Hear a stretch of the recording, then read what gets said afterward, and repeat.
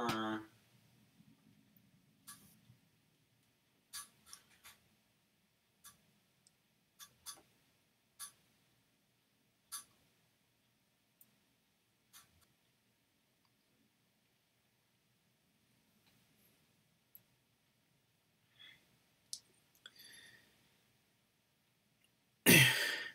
and welcome to Yoda Soda Creations, the podcast.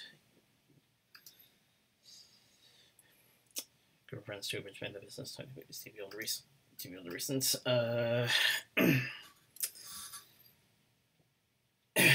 So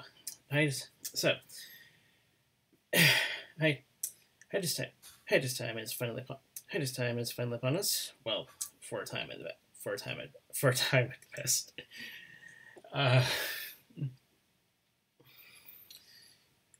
But we're definitely not without stuff to discuss. For example, I saw Wicked yesterday, and as I told these boys, sure, some things may raise questions for us fans, but you'll enjoy it. But as for today, we're finally making the jump into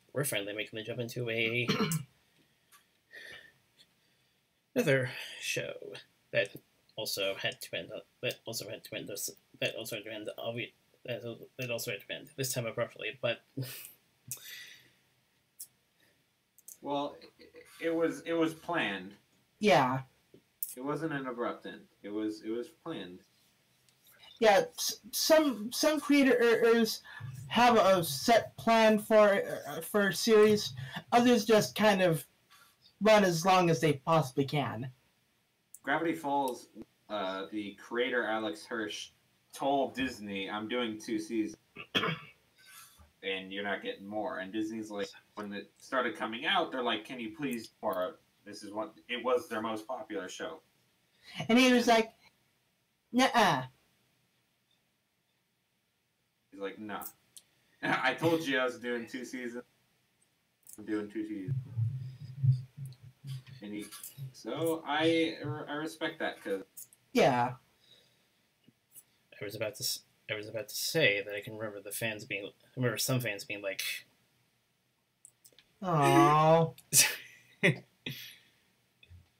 Pretty much.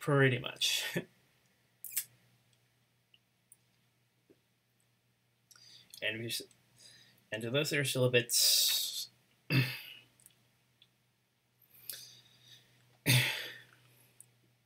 to those people who still can't get over it, I will tell you this.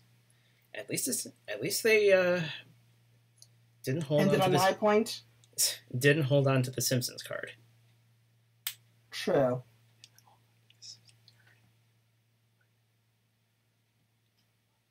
To be honest, it hurt really bad for a little bit, knowing I wouldn't get any more of my favorite show. But deep down, I knew that it was the best.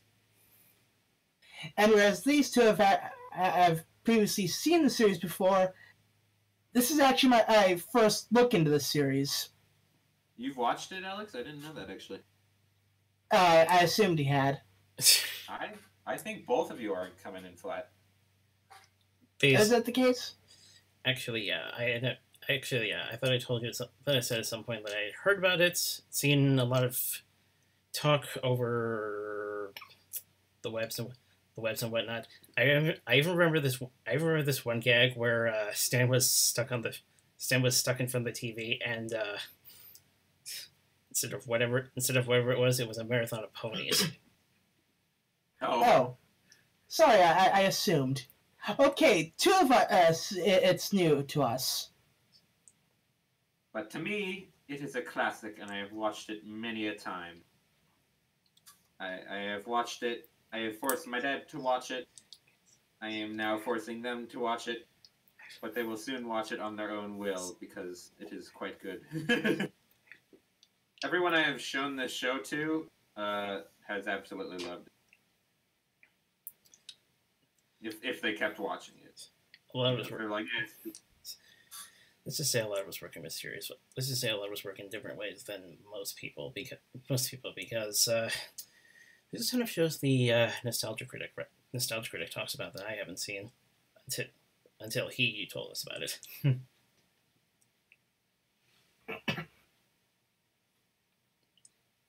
Gravity Yeah, Wells.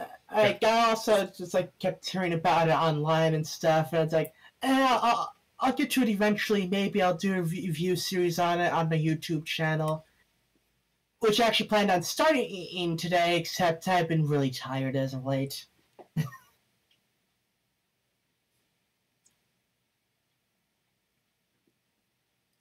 But yeah, it's like hopefully I can get that out soonish.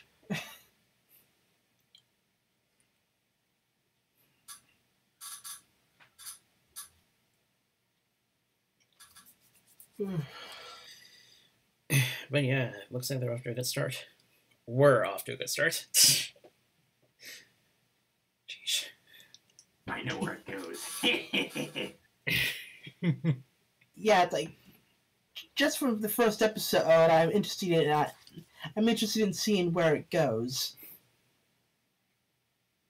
So, kind of my setting, why I love this show, just to kind of, because I guess I don't want to spoil anything, I'll just say that the setting to me is kind of personal, and I'm guessing it's going to be personal to you guys too.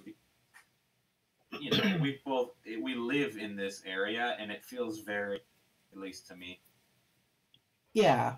in that it's set in it's set in a fictional town in Oregon. So we live in the Washington area, in the West Coast area.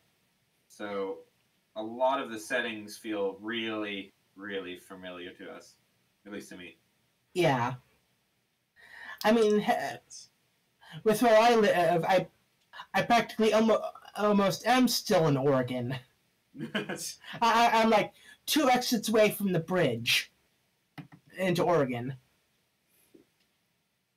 So you get that. You really get it. Northern banks of the Columbia River, to be precise. Yeah. So yeah, it's the setting is kind of warm feeling, at least to me, and it's just kind of it just feels like a good. It just feels nice. I don't know. I don't know how to put it. It feels kind of. I don't know. Kind of just. Is It much feels like summer. Yeah. Is much trees. Lots of trees, big trees. It feels Yeah. kind of like a dream in some cases to me for some reason, and that it's kind of it's the tones they went for are warm, and warm can be associated with memory and dreams. So I get that kind of feel. It definitely is kind of rare to get a movie or a television show set in the Northwest region. Last one I recall, they got a popularity that has gotten controversial as of late. Stephanie Meyer's Twilight, and we all know how well that went. Oh boy. Yes, the series where not even the actors liked it. Which is refreshing to know, because I had known Kristen Stewart beforehand. I'm trying to. I forgot to. It's on a different level.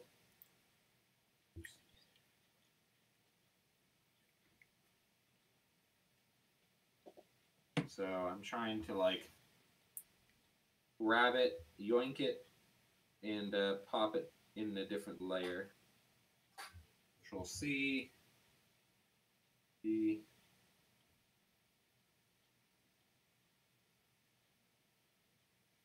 That's pretty good. Kind of missed some of the ears, but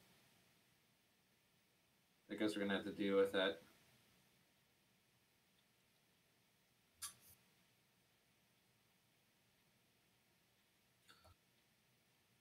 I will stop drawing on this one. But yeah, do you want to? Well, how do you want to do this? Do you want to do it the same way we do Pony?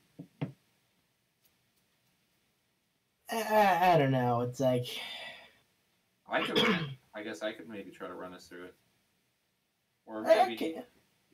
Okay, yeah, I can try it because I kind of have a memory of these because I've watched them like about 3 times each now. Yeah, it's like whereas usually with Pony, they're seeing it for the rewatch beforehand. They're usually seeing it for like the first time, whereas it's like my second time seeing it. Yeah. So it opens with Dipper and Mabel, our titular character, running from a giant, kind of semi-mysterious monster. We don't get to see what it is. And A big shadowy monster. yes, on a go-kart or on a golf. It actually opens up with them. Kind of like a little monologue on summer, kind of funny and. It's like, you might be wondering how we got to this point. Well, Let me tell you. It's one of those classic types. I think it's apparent I need to rethink my life a little bit. What's my problem? First of all, I'm a rat. It's a bit of that, yeah. That's the last time I heard that. So last time I remember hearing something like that was Thor Ragnarok. that's true, yes. So we get them running away from a monster, and then it kind of flashes back and sets up our main characters, Dipper and Mabel. Dipper and Mabel are twins. Then they grew up in California, and over the summer they were shipped up to Gravity Falls, Oregon, made-up city in Oregon. But if you search Gravity Falls map, you'll actually get to the vortex in Oregon. A little Easter egg. Oh. Yeah, so they'll send you to like a tourist trap. So that they had to program that in. That is not an accident. So they get sent to their uncle, who lives in Gravity Falls and runs the Mystery Shack, which is a shack. Okay. Excuse me, it's their great uncle? I believe so. Yes, their great uncle Stan, their grunkle. It was their grunkle. Yeah. He'll be known as the grunkle the rest of the series. And he runs the Mystery Shack in the sleepy town of Gravity Falls. Sleepy, quote unquote. And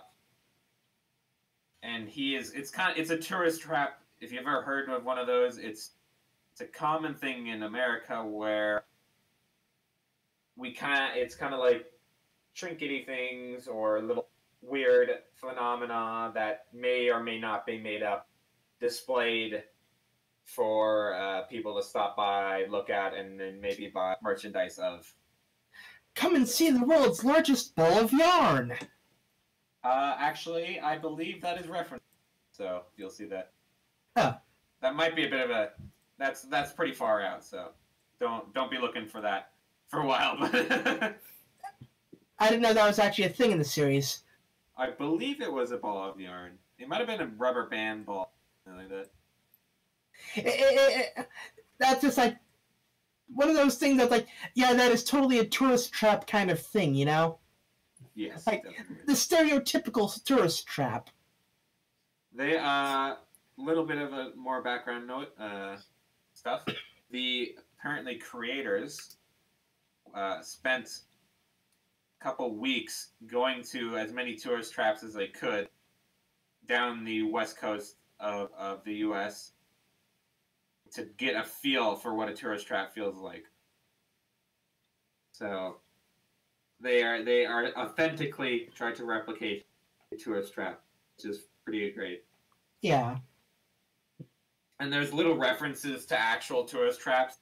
And there's like that little mermaid man, that little ugly looking mermaid man thing that keeps showing up. That is a reference to another one, a tourist trap, I believe in Washington. So I forgot what it was called. It has a name, and it's like, oh, we found a mermaid on the shore, and it's kind of weird, of course. Anyways, getting back to the plot. It's kind of boring. It's setting up the characters of the shack is kind of boring to the main character. But it's setting up their characters. Mabel is portrayed as a bubbly, glass half full character. She'll be our Pinkie Pie for the series. Yes. I have done something very wrong. Okay, there we go. Also, there was a goat. It's relevant to anything, but I just thought I'd mention it. He does show up occasionally. Yeah. Not huge to the plot. A little bit of a spoiler. Not a huge spoiler. It is a good comparison. He's a recurring background character. Oh, that's good to know. Yeah. There are many reoccurring background mostly. And this show especially rewards close watchers. If you pay attention, you will so when I'm rewatching these, I notice hints they were hinting at from the very beginning more and more often. So like a little bit of a hint. There's a sorry, what? So basically, lots of early foreshadowing. Yes. It's subtle. It's incredibly subtle occasionally.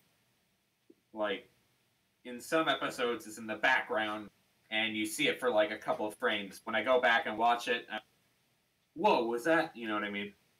Yeah, I think I know one of the things you might be talking about. So, there's lots of that in this show. Keep an eye out. You might remember some of it, remember some references later on. Where was I? Got a little lost. We were talking about the characters. Dipper. So, Mabel is a bubbly character. We'll call her Pinkie Pie of the episode, or of the series, for pony enthusiasts. I'm trying to think. She fits that pretty good, the Pinkie Pie. Yeah, she's kind of crazy. Yeah, she's crazy.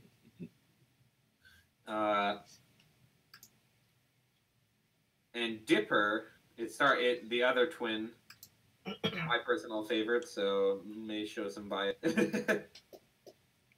is kind of like I don't know, how would you explain him? He wants to be cool, he's kind of reads a lot, kind of nervous all the time, looks like he's overslept constantly. He's a fun character. I've always liked him. Yeah. I relate with him. And that I do a lot of the same stuff he does. He overthinks, as you see, he tends to overthink things.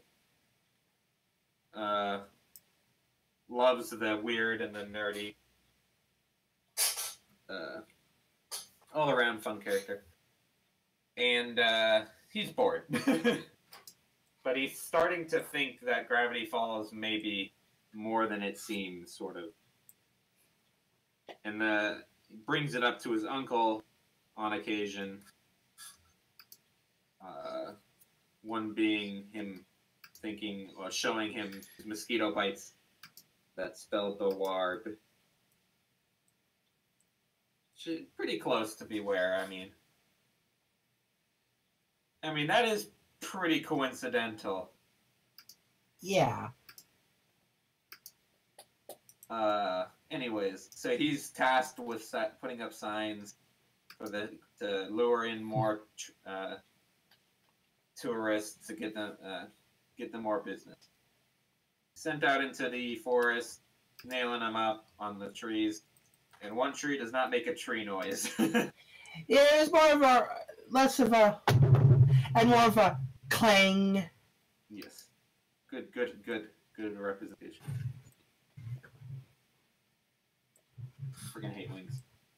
Uh,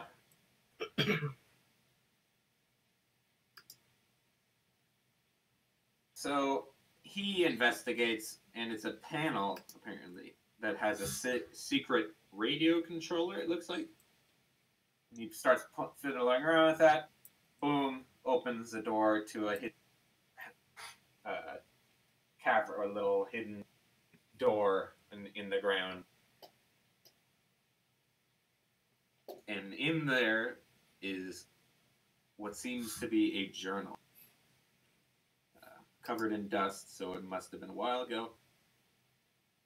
Brushes it off, takes it out, examines it. Has a letter, it has a number 3 on it on the front, so that implies there were probably 3 before it. And a 6-fingered hand. So that's pretty weird. The 6-fingered man. So when does Inigo Montoya show up? Pretty soon, no. You better. That's maybe how he got the book. How the book ended. He had to hide. No. There are a lot of references, so keep your eye out for them. So. But yeah, I was immediately reminded of like several My Little Pony episodes. With like, oh hey, there was a secret compartment in the library with this hidden book of some plot relevance. Yeah. There's not much Deus Ex Machinas, I guess, or like really blaring ones. I think they're all acceptable, at least in my eye. It's a kid's mystery, but it gets pretty serious occasionally. You'll see. Yeah. Anyway, if you notice, it's kind of, they're not afraid of kind of pushing the limits of what Disney will allow already, in that they have them saying butt a lot, and butt face, and insulting each other. So it's not, they're trying to push it as much as possible. This is an adult a show you can probably make on Disney Channel. Still get probably the execs. I just thought of comparison. It's like the Gargoyles of the 2010s. Only there are 2 seasons. But there were only 2 seasons of Gargoyles. Wow. The Goliath Chronicles must not have done it for you, huh? I don't think they ever even released it on DVD, so as far as I'm concerned, there were only 2 seasons. Fair enough. I am glitching out.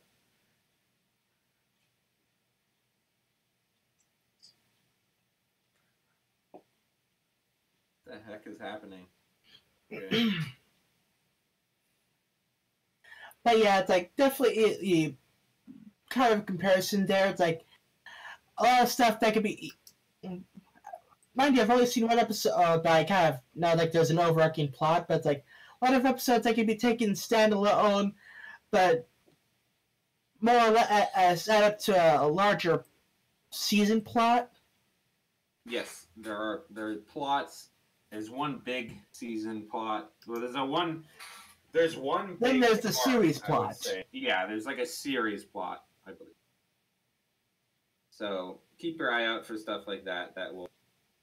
There are hints and nods all the way through this show to the end.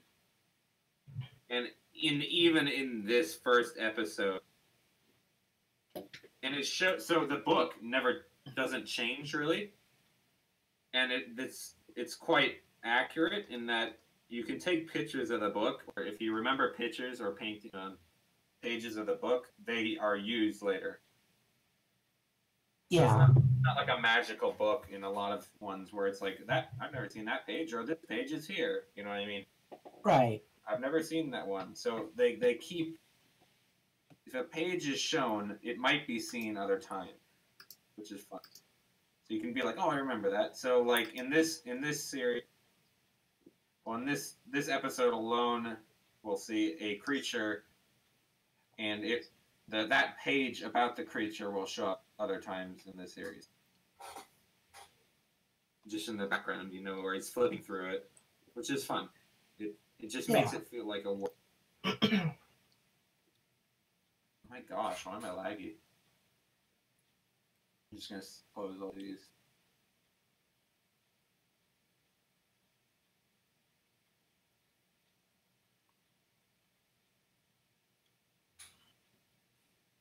Okay, back to the plot. Dipper got the books, or got the book from the tree, and is immediately spotted by his sister Mabel, who he takes back to the shack and shows the book.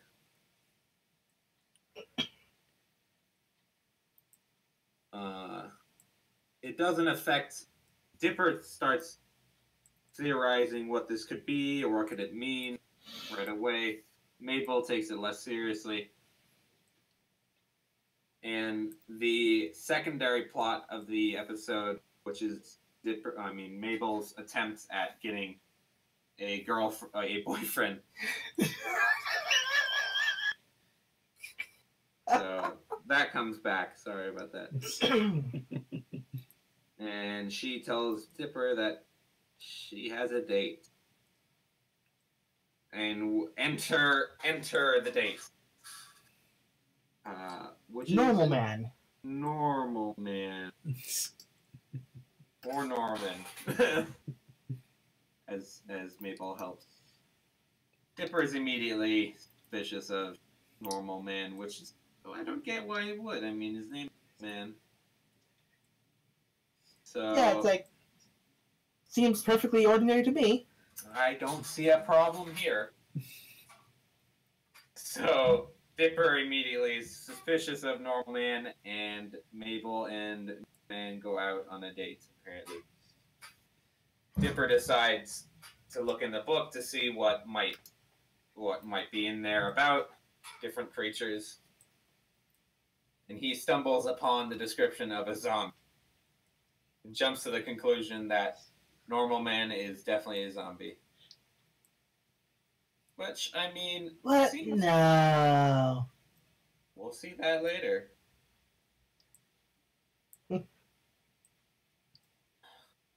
Man, this is laggy today. I should point out that in the back when the book was first shown to Mabel, at some point there was a good visual gag: spill the beans. Yes. Oh yeah. Time to spill the beans. Beans. And she just pushes a can of beans over. I mean, it was empty, but if it was full, she would have spilled it. Yes.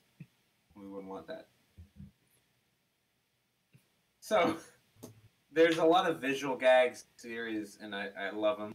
They're well timed a lot of times. The gags in this and the jokes in this are pretty well timed. So, what do you guys think? I definitely agree with that. So it's fun to see. Yeah. The jokes got me laughing quite often, and they are pretty solid throughout the entire series, I'd say.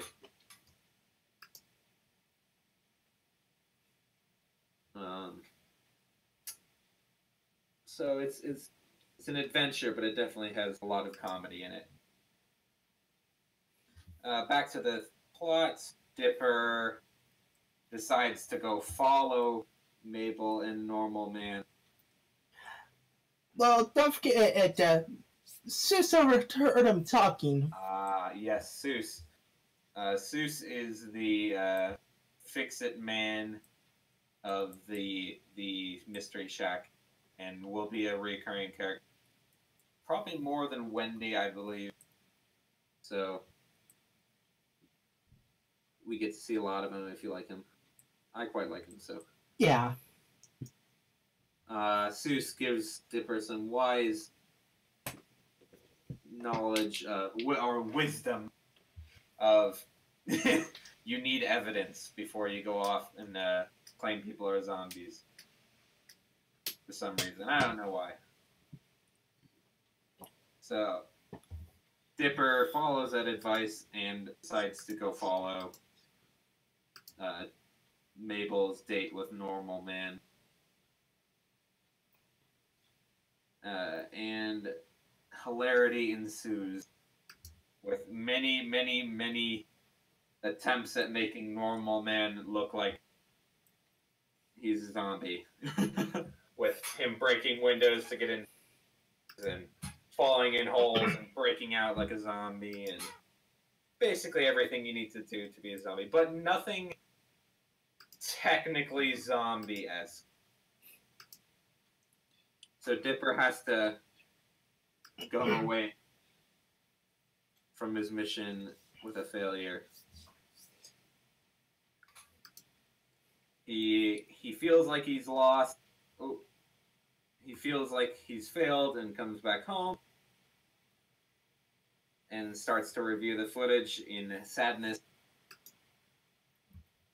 and realizes in one of the clips you can see Normal Man's arm literally falling off, or hand.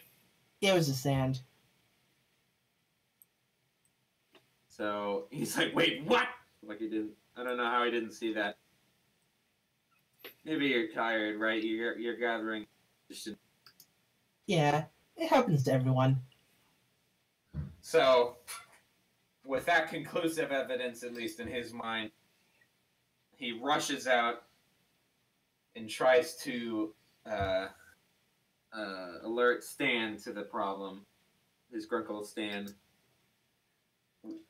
The problem is Grunkle Stan is running this shack and is giving some trapped tourists a walkthrough of the shack and is preoccupied and Yes, the rock that looks like a face.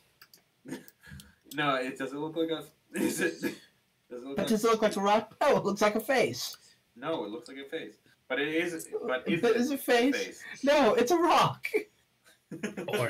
Or is it the mask? No one will know. So Stan is preoccupied. Luckily,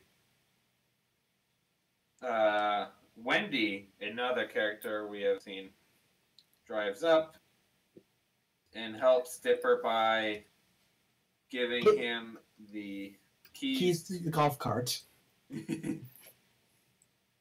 So she's pretty cool, as Haslam said. Yeah, she seems pretty chill. Which she is. There's some fun plots with her. I don't want to keep... Oh my gosh, I freaking keep pressing the wrong button. I'm still kind of getting used to the hotkeys again. Oh my gosh, do you see that again? This one moves. There we go. Okay, I gotta switch that around. It's annoying me too much.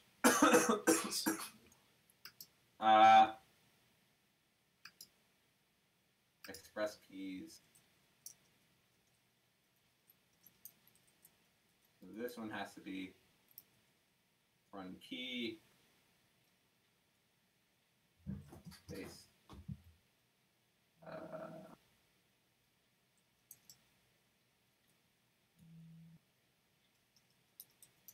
Scroll down.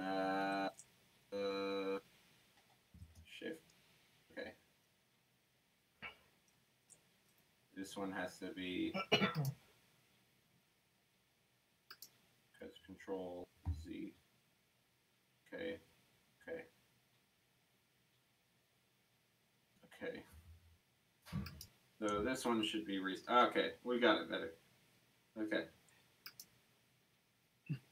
Anyways, Wendy drives up, golf cart, blah blah blah.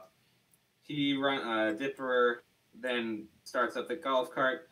Seuss comes up and offers him more wisdom and gives him some Gives him a shovel. to take care of the zombie. And a baseball bat in case there's a pinata. You never know, right? Yeah. So the character building in this really well done. In that you get to see how all the characters act, even though they're not even being given any time, which is fun. You know what I mean? From this one scene, we get how Zeus and Wendy act. Yeah. It's very well done. So we now know Zeus is kind of along for the ride, or helps ride, eggs him on, helps them in their trouble. Wendy, a lot of times, will be a passive force, but also is chill. So, some really cool characters, and we'll see more of them later. Dipper has to run off though. He's got a mission, and takes the golf cart to try to save Mabel from the impending doom of the zombie, who is her boyfriend. We jump over to Mabel and the zombie in the forest, and the zombie has to say something to Mabel. That's awkward a bit. She hopes she's a vampire. And it's like, please be a vampire. Please be a vampire.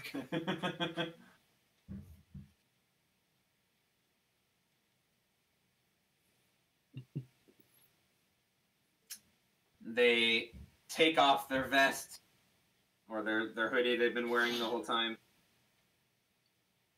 revealing gnomes. Which was actually foreshadowed earlier. Yes. So my little thing already is coming in play. There was a joke where Dipper is explaining that Mabel might be dating a zombie. He flashes a page at her, and instead of the zombie page, it's the gnome page, and he has to flip over to the zombie page. So, stuff like that. You know, that's a subtle joke. You're like, haha, funny. But little do you know. So, wait, does that mean that we actually will get a zombie later on? Maybe. Spoilers. Not. Maybe not. Never know. Anyways.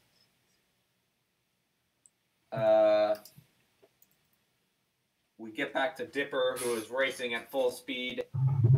No, wait, no. The gnomes explain they get that it might be weird, and their real goal is to get Mabel to marry them. And to be their queen. They're queenless.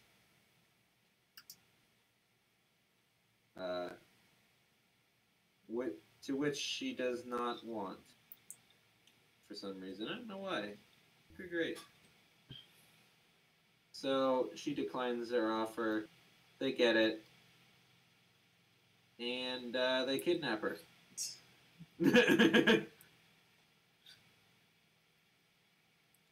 Yeah, that escalated quickly. Yeah.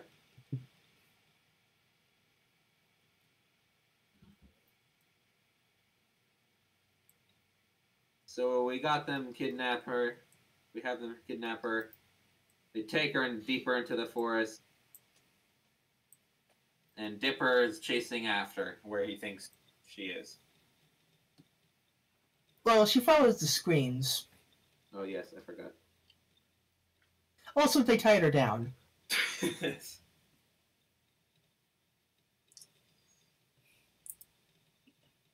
Gulliver style.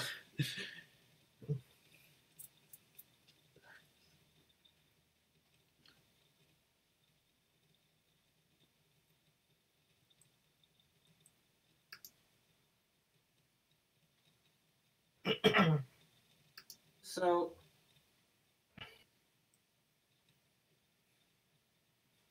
Dipper finds Mabel surrounded by all the gnomes, trying to, I don't know what they do. Grab her, I guess? Tie her down until she accepts. Yeah, I think that's probably the best explanation.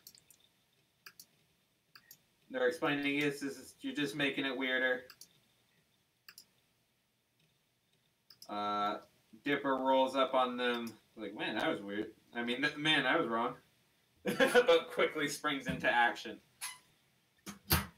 Hops out and confronts the leader gnome. The main one that has been talking the most.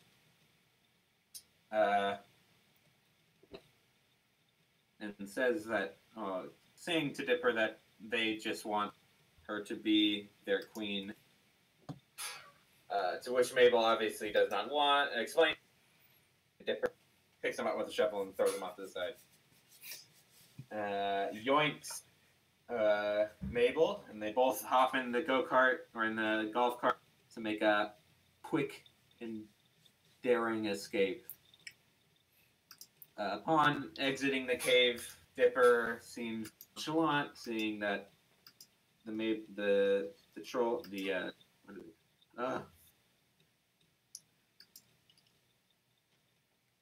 gnomes have tiny legs. He assumes they probably can't keep up.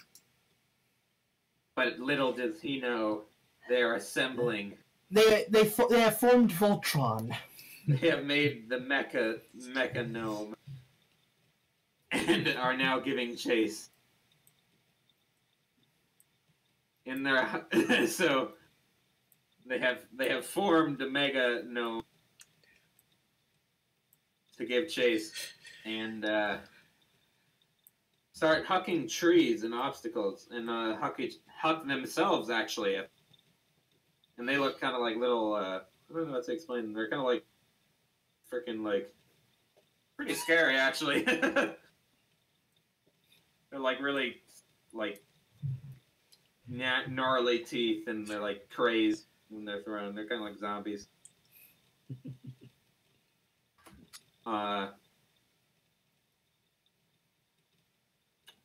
They fend off the gnomes, punching them and kicking them. Dipper loses his hat in the ensuing battle.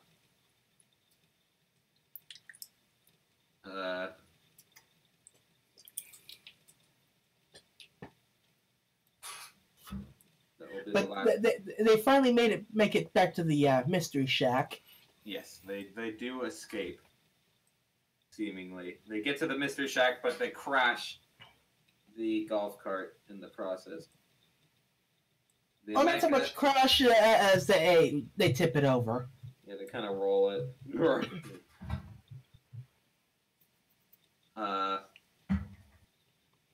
They get out. The mecha gnome comes up to them. And Mabel faces what she must do. Dipper tries to persuade her not to, but she must marry them. It's like, trust me. Yes. To assuade them. But she gives Dipper reassurance to trust her. So Dipper does trust her. This is kind of a running theme of brother and sister throughout the entire series, which is fun. Like touching stuff. And Mabel allows them to marry her, where the leader gnome comes down from the mecha, driving the mecha to do all the official business. Gives her the ring, and Mabel says, "You gotta kiss the bride, obviously." And upon doing that, reveals her master plan and takes out a leaf blower, which she had been practicing kissing on earlier. Which is another foreshadowing. So the foreshadowing is strong with this one. Yeah. Indeed. A lot of jokes that seem trivial and forgetful come back actually as important things, and that is kind of a running theme. It's not as strong with others. They kind of did that very deliberately in this episode, especially and they wanted to give a good impression of they wanted to make sure that you get there will be secrets and foreshadowing. The foreshadowing in later episodes might be less obvious though. So you got to keep your eyes peeled a little bit more.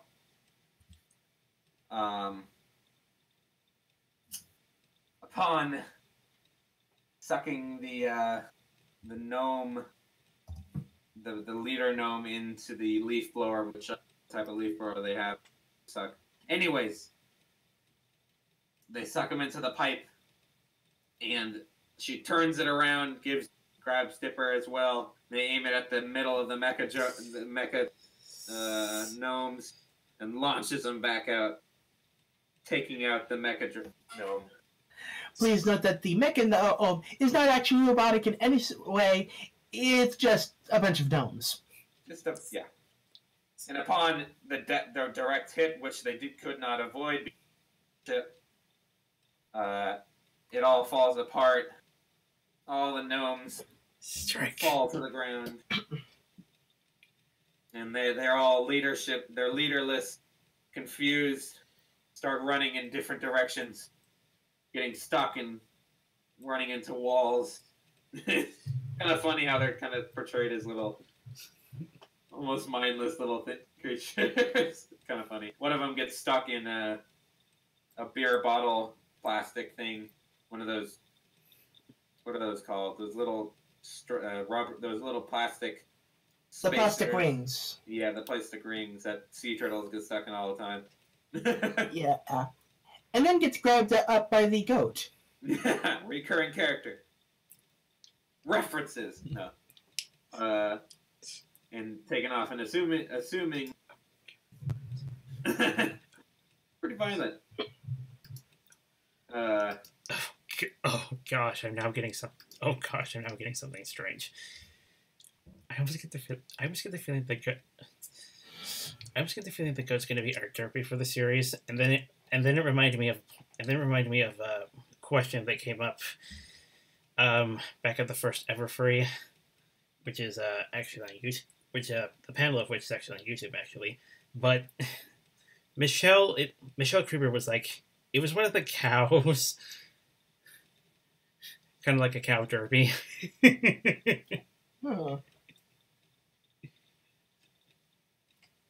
Okay. Anyways, back to the final plot. Dipper and Mabel console, agreeing that they work best together and can trust each other, and give each other an awkward sibling hug, which all of us who have siblings can understand. Awkward sibling hug. Awkward sibling hug. Pat, pat.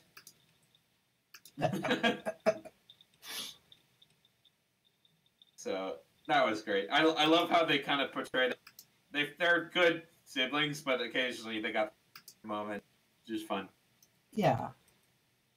And a lot of shows that have siblings either have them like hate each other, or, like love each other too much. You know what I mean? Or get along too well.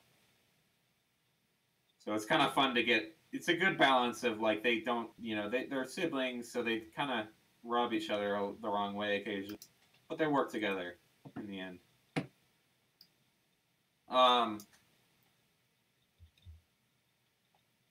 We then get them they come inside. Upon Stan cracks another joke about how roughed up they look. Stan has been, by the way, cracking jokes constantly at their expense. They've been funny, but this one is kind of hard on them. They weren't up for it. Stan kind of shows kind of the warmer side of him now, kind of showing that he was making jokes that because he didn't really know how to act around them. Not that he didn't love them. So, and gives them an item each from the store. One item each. Upon which Dipper asks, "What's the catch?" So you get another character developed. What's the catch? Always suspicious. Catch is you gotta do it before he changes it. At that point, Dipper picks up his iconic hat. The hat, you see him in all his promos. Up to this point, you might have, if you had seen promo, might have been wondering where, why is his character different? Yeah. And this is why. So you get it's kind of fun to have items of clothes have significance in the show occasionally. Yeah.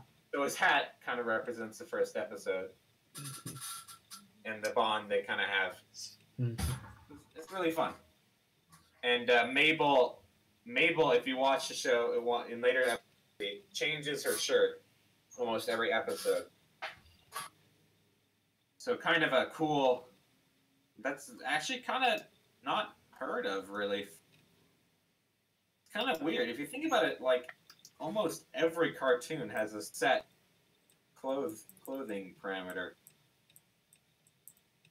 And Dipper abides by that, where he wears variations, at least, of that clothes he's wearing now. He does choose occasionally to have a plain, he takes his jacket off occasionally. That's about it. Actually, I want to do. But anyways. You get them upstairs. They go upstairs. Oh no, sorry. Dipper picks out his iconic hat, and Mabel picks out a grappling hook. Like, wouldn't she like a doll or something more, safe? Grappling hook. Grappling hook. Ceiling. Fair enough. Punches a hole in the ceiling. Yeah. So, Mabel now has a grappling hook.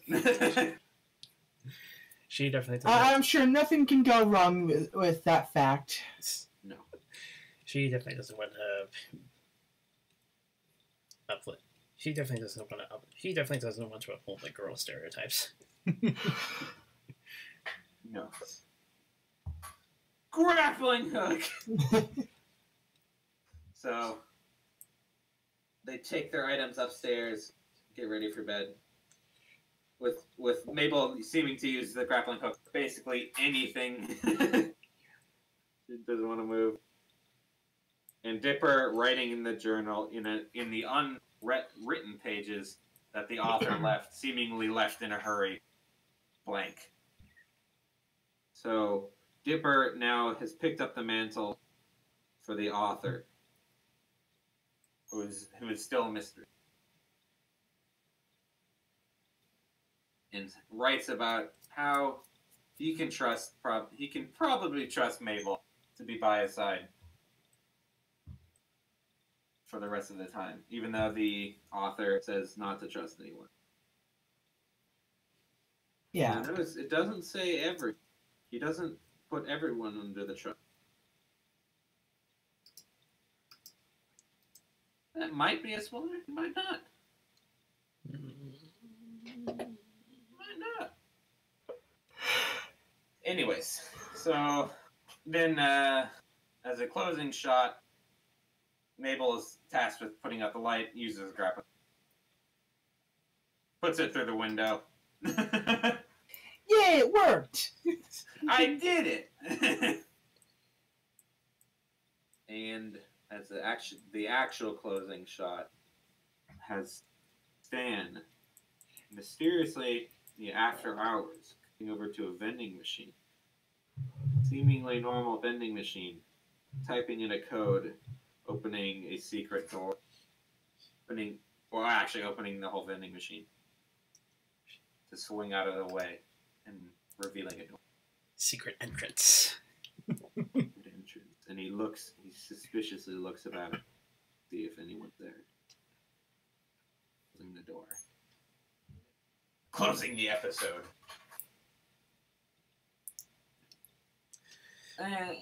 There's also and there's also something. There's also something that should. There's also something that should have been addressed during the gnome fight. One of them was kicked. During the gnome fight, one of them was kicked off and vomiting rainbows, and then during the ending credits, It's just non-stop barfing rainbows. we're getting to the extended version of what actually happened. Energizer. Also, here's another interesting note I found during the credits. Rob Renzetti is a former animator and director for Ponies. Really? Apparently, these episodes took upwards of a year to make, or 2 years. So And he he was- probably, And he was supervising producer here.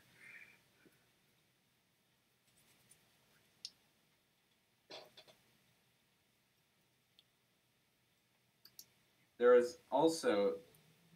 were 2 things you might not have noticed that I will point out right now, and you might want to keep an eye out. At the end of the episode, there's all the credits, right? But at the very end, the last credit is gibberish.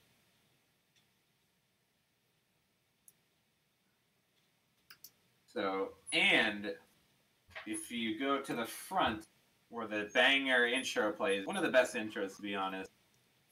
Freaking banger of a song, my dude. I freaking love that song. At the very end, where the jingle plays and the title screen shows a mysterious voice thing.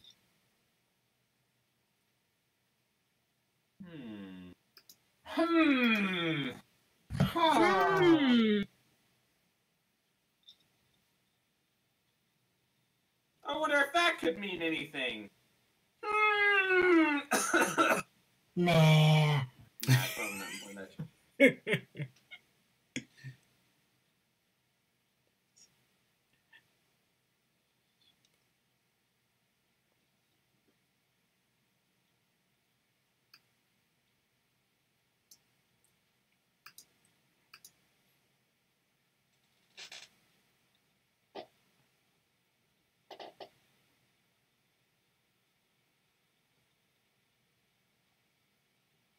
So with the opener, it really lays the ground, in my opinion, quite well. Sets up all the main characters and their quirks. And at least in my mind, intriguing plots that may come around. Such as, what is Stan doing at the end of the episode? Who wrote the journal? Why is it half finished?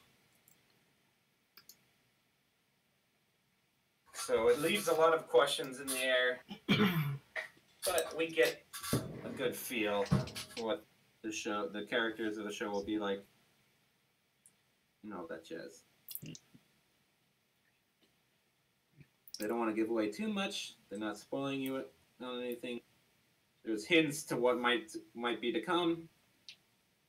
They ain't telling you anything.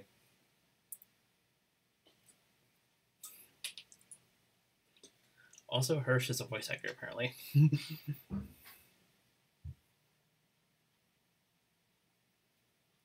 They do have, I know that occasionally they will have, there were famous voice actors, so keep an eye out for here and there, maybe a well-known voice actor popping in. Mm-hmm. There's an obvious one much later on in the series that you'd be kind of stupid not to catch on to. And might I say, one that was also in Pony.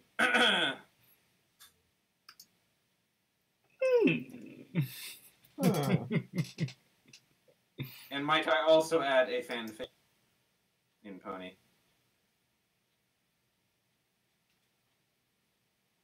but like Pony does not show up much.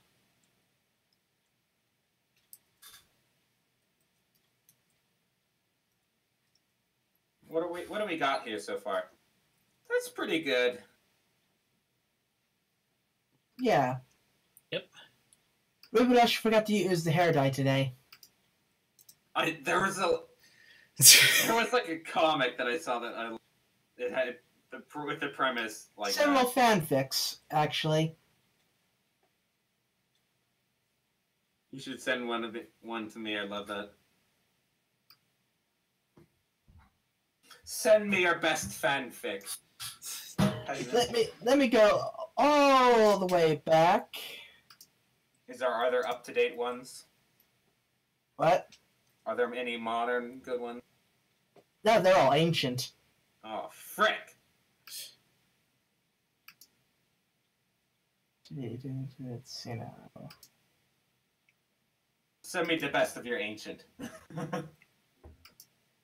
Anyways, the art style I love in this show. It's smooth, but kind of gritty feeling. What do you guys think? What are the styles so far? Yeah, it's good. Yes.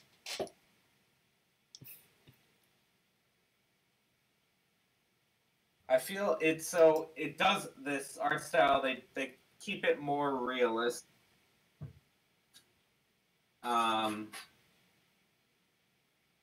Meaning there's not like the classic pony face, meme face thing where, you know, they pop a weird face and everyone goes, haha. There will be less of those visual gags. I thought I had more fanfics favorited. Like, why is there only 18 pages?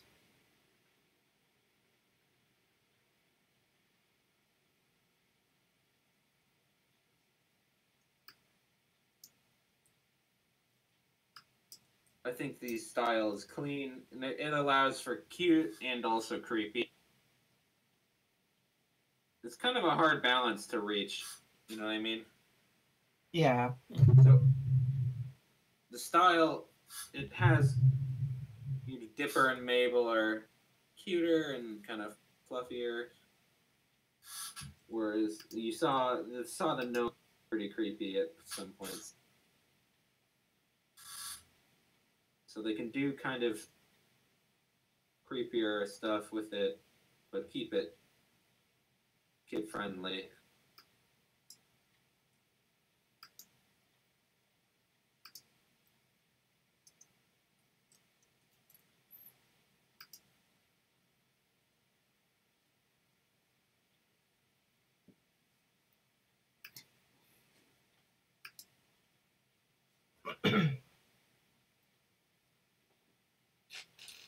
And you could argue there's a pony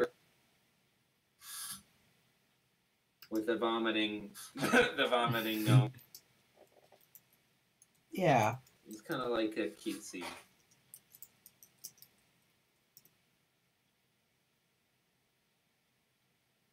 The jokes in this show can get pretty on the nose, which I love. Some pretty good jokes. Oh, that's why. It's like it's only showing stuff. It's only showing stuff where I have chapters unread. Okay. Oh, You yeah. all Sometimes by date added. Oh yeah, sometimes I run into that. 71 pages, much better.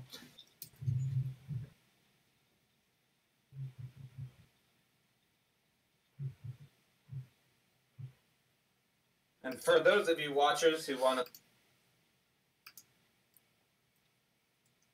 the mob farm, the gold farm, has been completed by Sarcasm. I mean, someone had to do it and no one else was showing up. You guys are busy on a cactus farm. Yes, which is kind of now obsolete because we were making it for XP.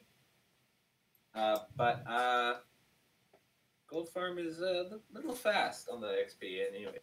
So Yeah. we're debating if we're going to even...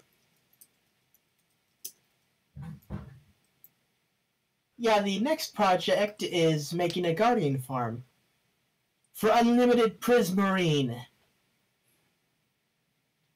Unlimited prismarine, not power.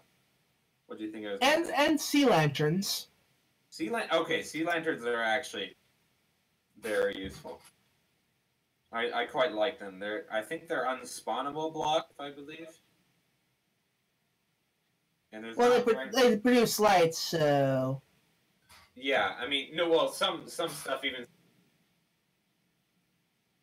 so like torches and stuff won't stop slimes and things from spawning, if I believe. right. Or I think I want them because nothing can spawn on top of them. Right, whereas a torch, they can be, if you just light it up, stuff can still spawn in the torch. Yeah.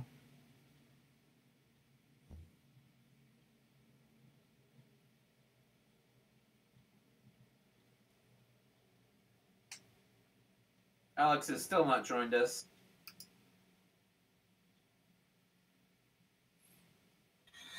Okay, I'm adding a filter. Okay, rainbow dash, rainbow dash.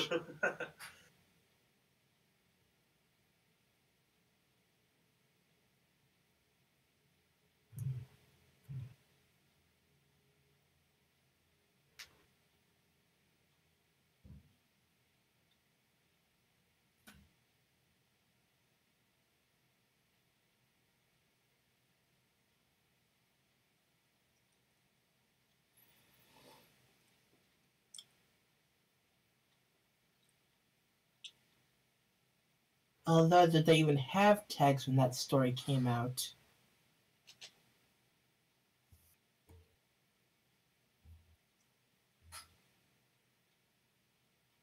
Back in my day.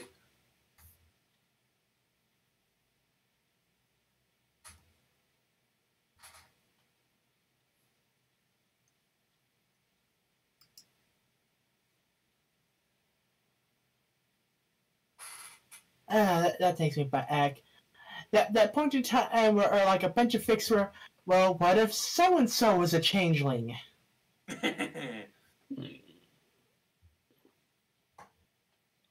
Then that one fic where it's like, turns out everyone was a changeling. Oh, yes. Didn't think of that one, did you?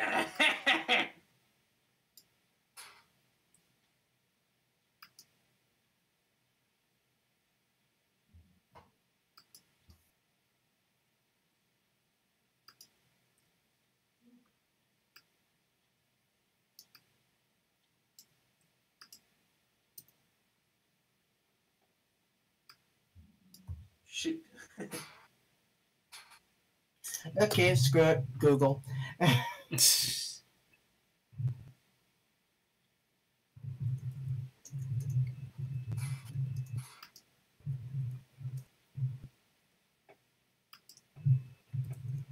Furious typing ensues.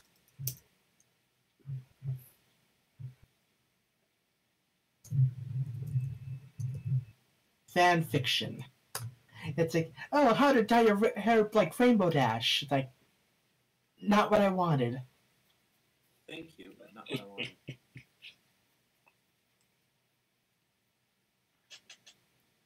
12 easy steps.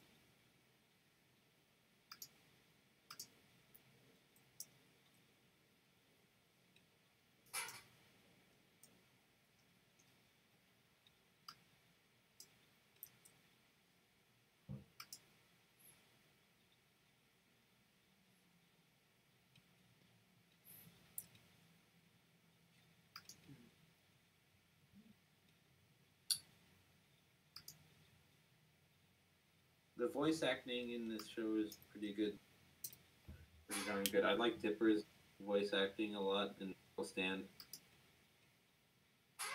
And if research again, going into the research field, Uncle Stan is actually played by the director and creator Alex Hirsch. Another little tidbit for you there. As I said. Did Alex Hirsch work on Pony? I don't think he has. No, that was Rob Renzetti. Alex Hirsch has has a friendship with Justin Roiland, who is the creator of Rick and Morty. So some of those influence Mike through. Rick and I don't quite like Morty and Morty quite as much. It's a bit too dark for me. Yeah, I can kind of see that. It's good, and the stuff I've seen is funny. I can't take too much of it. It just kind of gets grating after a while. You kind of feel depressed after a while. It's like, not always my cup of tea.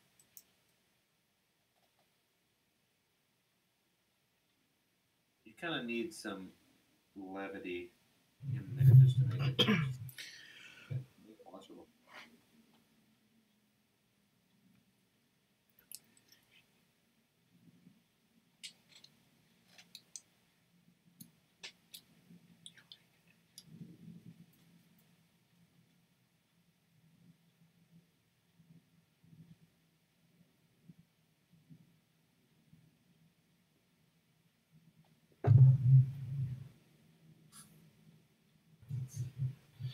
But yeah, definitely a good start to the series. In my opinion, a very opener episode. I believe I watched this one first as well. Got into the show, so it was enough to hook me. I can see why. I mean, the intro alone is enough to get me in. That freaking the opening theme song. Oof.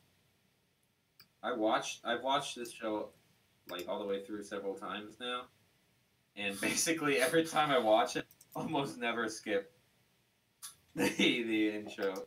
Watched it.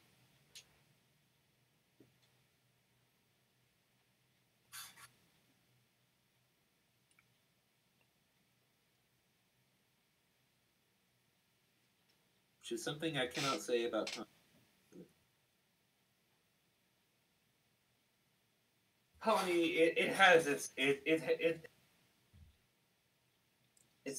It's kind of charming for the fans now because we've known it so long. I would actually probably be pretty if they changed it.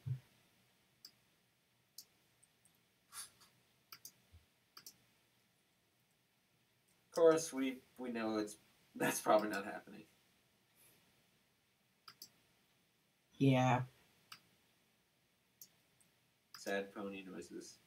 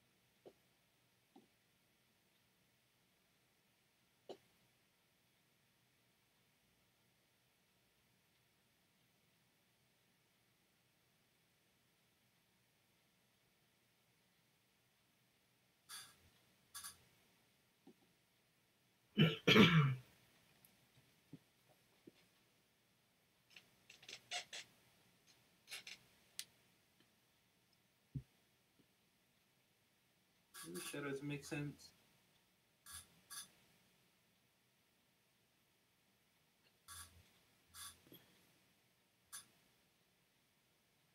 sort of do. I think this one should be best pronounced. No, just get rid of it.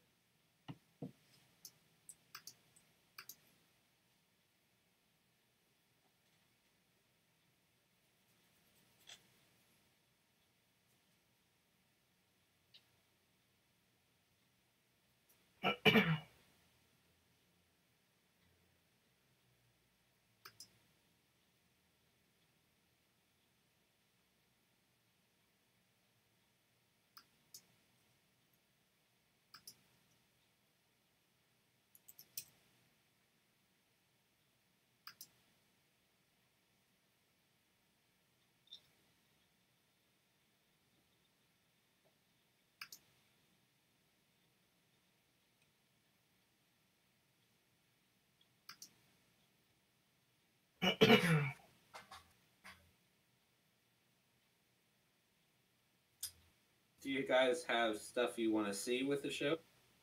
Like, what are some things you'd like to see the show do?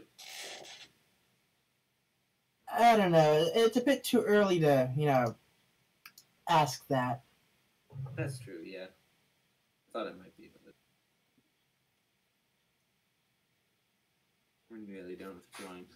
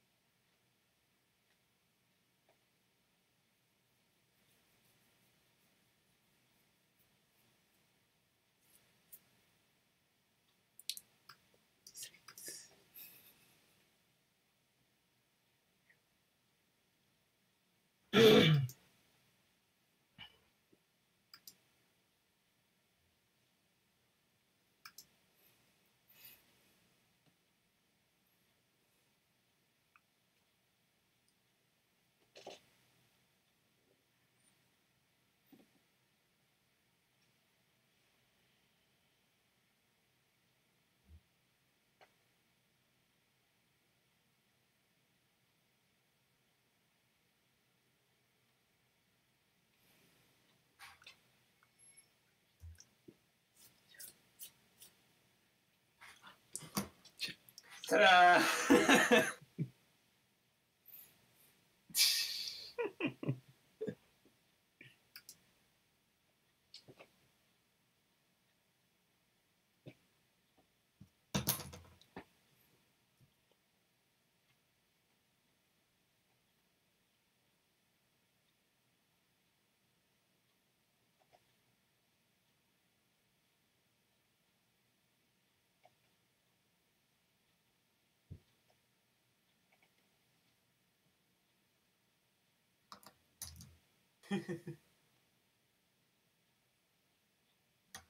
If I copied somebody's thing or seemingly copied, I did not know about it. This has probably been done before, but you guys started talking about that, and I went to the hair. So. Whatever. It works. The expression actually works really good. It's kind of like a questioning smirk.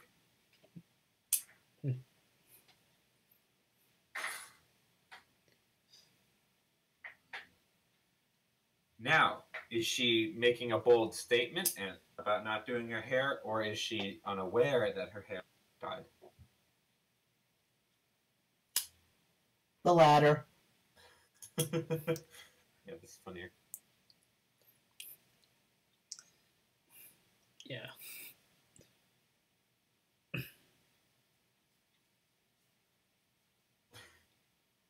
All right. Do you want to offer some closing statement about the episode, or just closing ideas, or observations? I guess. I've been talking again.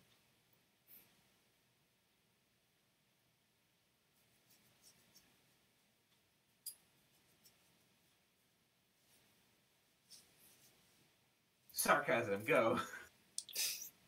Oh, sorry, it's like kind of blanked out. What was that? Closing ideas, closing thoughts. Oh. Yeah, definitely looking forward to seeing more. Like, the animation's good. The whole thing where there's a mystery going on, that definitely has my interest. And, yeah. I definitely will watch the entire series. Good point about the theme. I love mysteries and homey mysteries or kind of conspiracy type mysteries. And this I love this type of stuff. Yeah. Where it's like Sasquatch and things like that. I'm surprised more shows have been based on that type of stuff because it's super open ended. You know what I mean? Mm-hmm. Alex, go.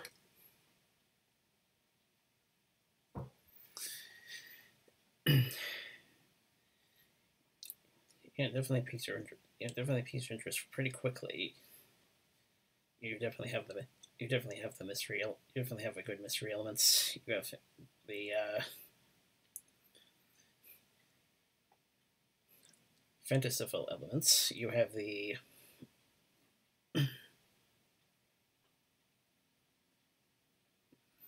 adventure element. What element? Adventure. Ah, yes, adventure. Lots of adventure.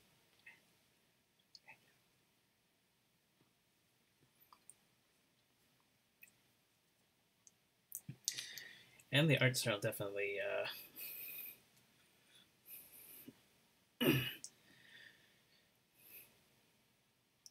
helps with the uniqueness.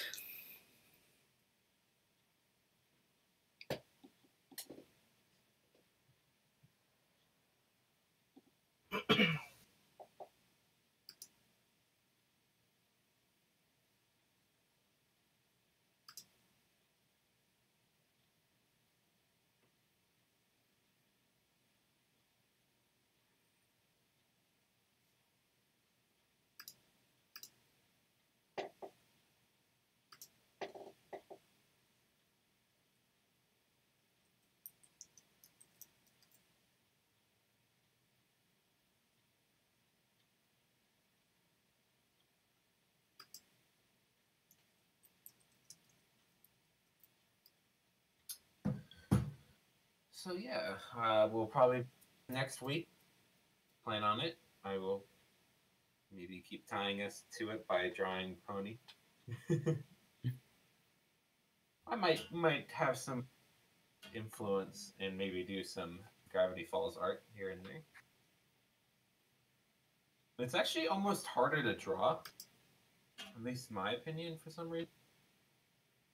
In that their proportions are really, they're very Western, you know, influence. So kind of like really round and kind of really out of proportion. So the heads are really large. The bodies don't match, you know, on any character. So either the character head and a big body, or big body and a small head. So sometimes they're kind of harder to draw and get to look right, because in your mind you kind of get a feeling of what each character looks like, right? And when you draw out of proportion, it really throws you off. Whereas with Pony, it's a bit the cartoon. They're not characters. They're lesser caricatures in that their head and bodies feel like they match a bit more. You know what I mean? Yeah. So it's not as big a deal. You can mess around with it back and forth. You can make their heads bigger and their bodies smaller, and they're bigger and their heads smaller. And it's easy. You have more leniency, and the way their faces are drawn are broad in that, you know, they're ponies, and we see them from many angles, and we've seen them for so long, and many artists have drawn them in different styles from them. Whereas Gravity Falls, it's got. I love the art style. Don't get me wrong, but it's kind of, you kind of have to either draw it that way or just interpret it differently. You know what I mean? Mm-hmm.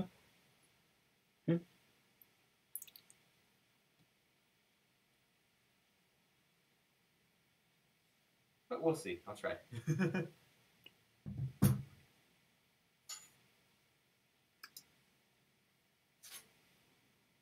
Don't really have any other updates.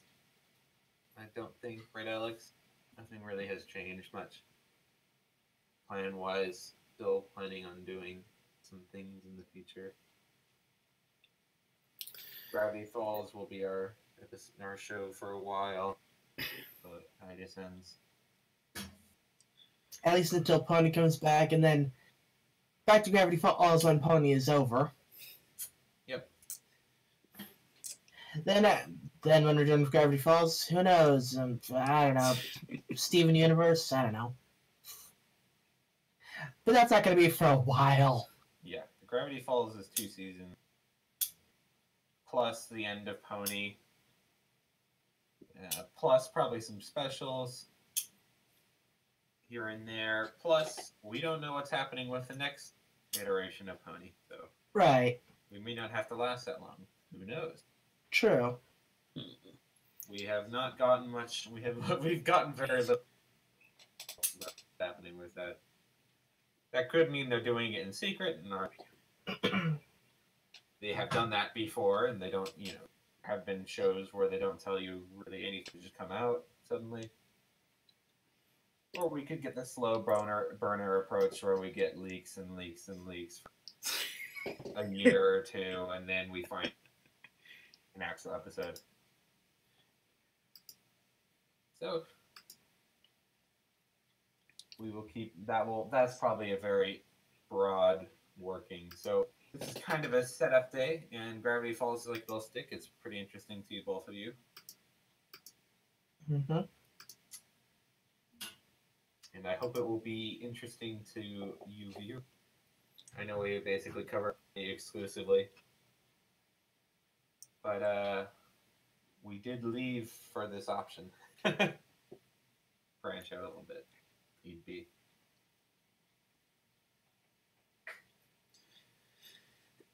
I've seen podcasts that sometimes have started a Pony and started branching out, so it's really not that different.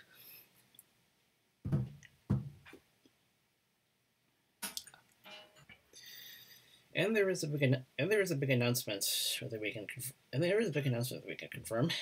All 3 of us are going to be at BronyCon.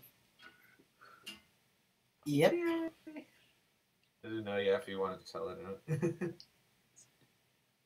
So we all plan on going there. Probably being we will attend hopefully every day, I believe. Yeah. So I don't think I've ever done that for a convention. Pony. I usually miss one day or have to leave.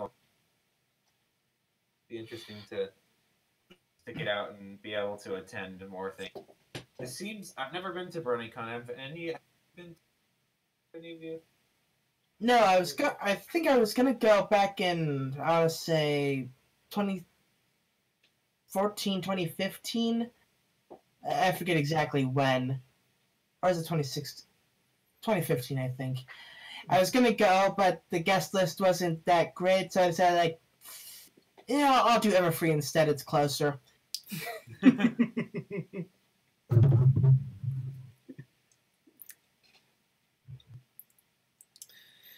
Since I've been doing conventions since shortly after the third season of Pony wrapped up, that name was basically amongst one of the big ones next to San Diego. Yes, it's held in an actual convention center, right? I believe. Yep. Yep, and we'll be at the hotel right across from it. Short commute, yay! Yay! I'm actually gonna be either like the Saturday the Saturday beforehand, because I'll be actually with family for that week. We're gonna be going to DC and checking out more of Baltimore, and I'm gonna be getting so many Hilton points. Oh, and seeing Hamilton. Actually seeing that the day before BronyCon. So yeah, that'll be interesting. So yeah, he's basically gonna be up. In command the day the other two get in. Yeah, I'm gonna have to tell the front desk at the hotel, like, yeah, these two are also with me, so when they show up, can you give them a hotel key for me? Thanks, I'm gonna be in New York. We'll just kick the door in if we can't get in. Let us in. Let it in. Let me in!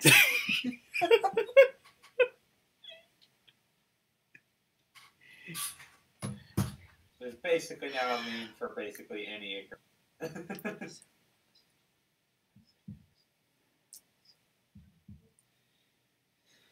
So yeah, I'm guessing a certain special hasn't been archived yet. Oh, that. You mean the Equestria Girls one? Doctor Who. Oh, right, Doctor Who. Sorry, it's like I keep forgetting.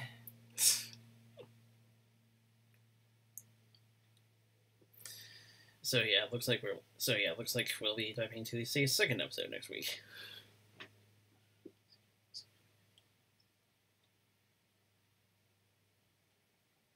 Yep.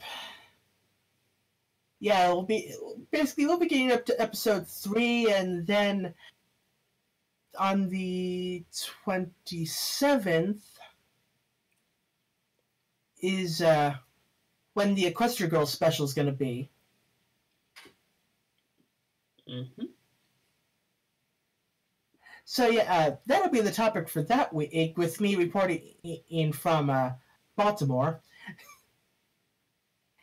Yeah, recording it's going to be a bit difficult. It's like, okay, I'm actually my plane leaves at like 8 o'clock that morning, so it's like, okay, before we leave, turn on the computer, have the HDMI switcher to the TV, record. Then when I get there, go on phone, connect via Google Remote Desktop or Chrome Remote Desktop, click the stop record button. And then when I actually get to the hotel, do the editing. Easy. Yep. recording and editing aid from the other side of the country.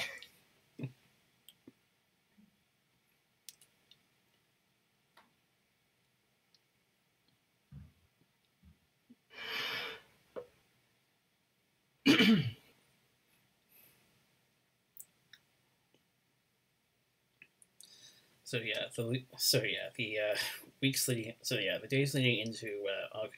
The days leading into August will be interesting. Definitely.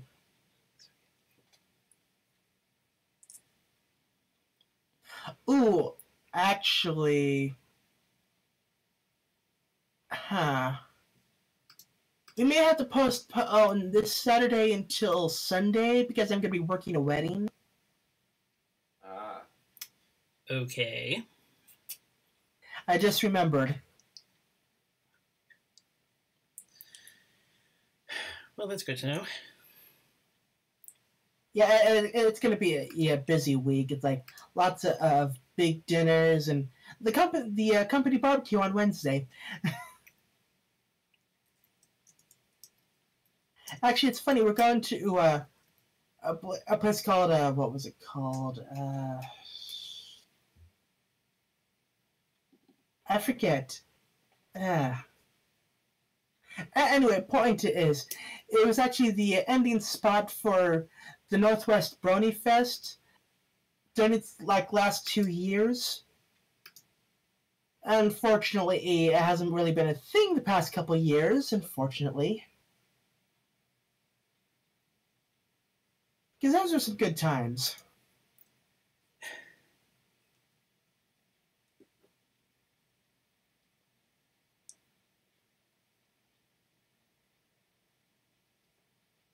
Yeah, unfortunately, the Rose City Bronies group is basically dead.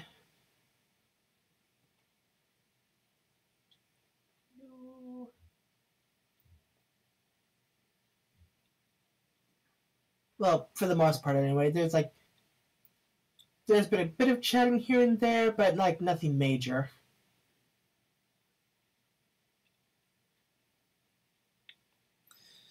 Well, you'll never know what turns up at Rose City Comic Con.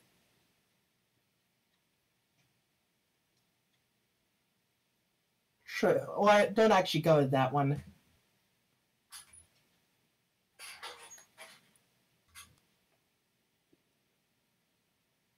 Ben can keep his eyes open.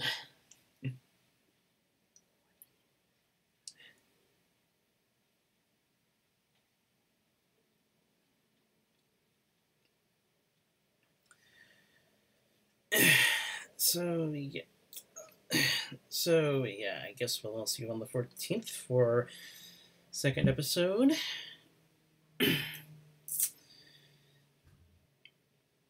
Yep. Excited. It's fun to share a great show with who have never seen.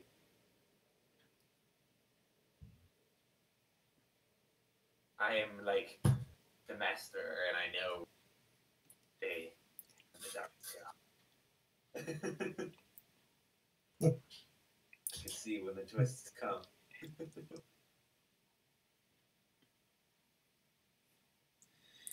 And yeah, we are certainly looking forward to the coming adventure, the coming mystery, and all that jazz. Until then, take care. Later. Adios.